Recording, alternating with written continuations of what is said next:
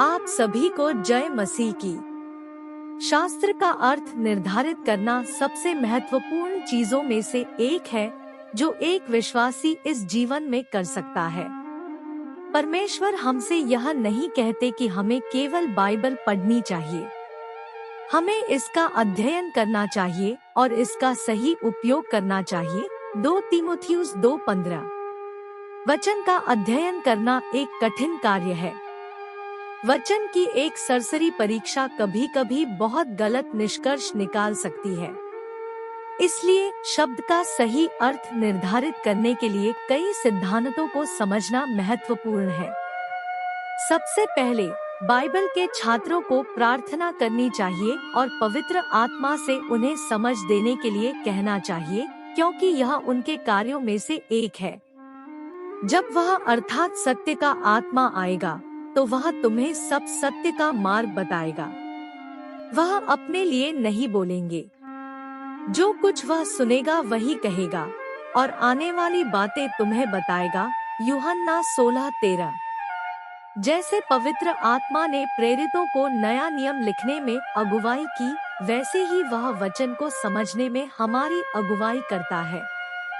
याद रखें, बाइबल परमेश्वर का वचन है और हमें उससे यह पूछने की आवश्यकता है कि इसका क्या अर्थ है। यदि आप एक ईसाई हैं, तो शास्त्रों के लेखक पवित्र आत्मा आपके भीतर वास करते हैं और वह चाहते हैं कि जो उन्होंने लिखा है उसे आप समझें। दूसरा, हमें किसी श्लोक से एक शब्द नहीं लेना चाहिए और उस श्लोक का अर्थ संदर्भ से बाहर निकालने का प्रयास करना चाहिए। हमें संदर्भ को समझने के लिए हमेशा अन्य श्लोकों और अध्यायों को पढ़ना पड़ता है। यद्यपि सारा वचन परमेश्वर की ओर से आया, 2 तीमुथियुस 3:16, 2 पतरस 1:21, परमेश्वर ने इसे लिखने के लिए मनुष्यों का उपयोग किया।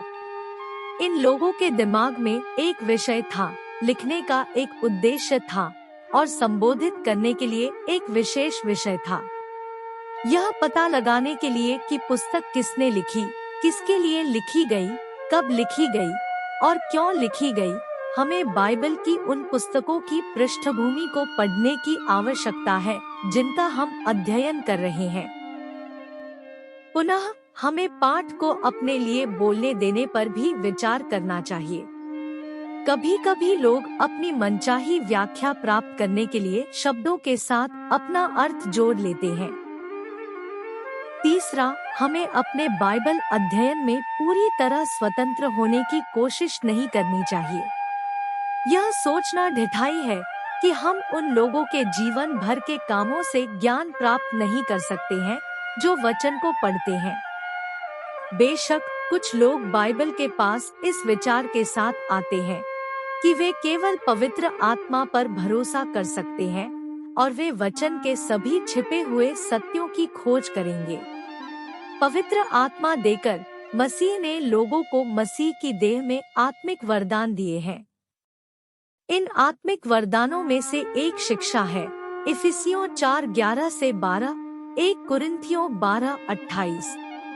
ऐसे शिक्षक परमेश्वर द्वारा हमें वचन को ठीक से समझने और आज्ञाओं का पालन करने में मदद करने के लिए दिए गए हैं।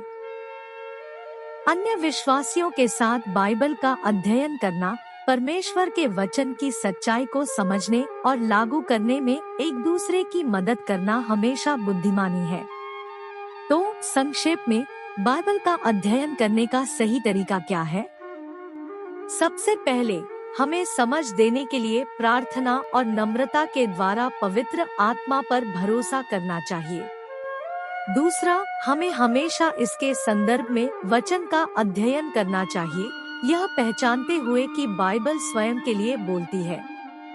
तीसरा, हमें अतीत और वर्तमान के अन्य ईसाइयों के प्रयासों का सम्मान करना चाहिए जिन्होंने ठीक से बाइबल का अध्ययन करने का प्रयास किया है। याद रखें, परमेश्वर बाइबल के लेखक हैं और वह चाहते हैं कि हम इसे समझें।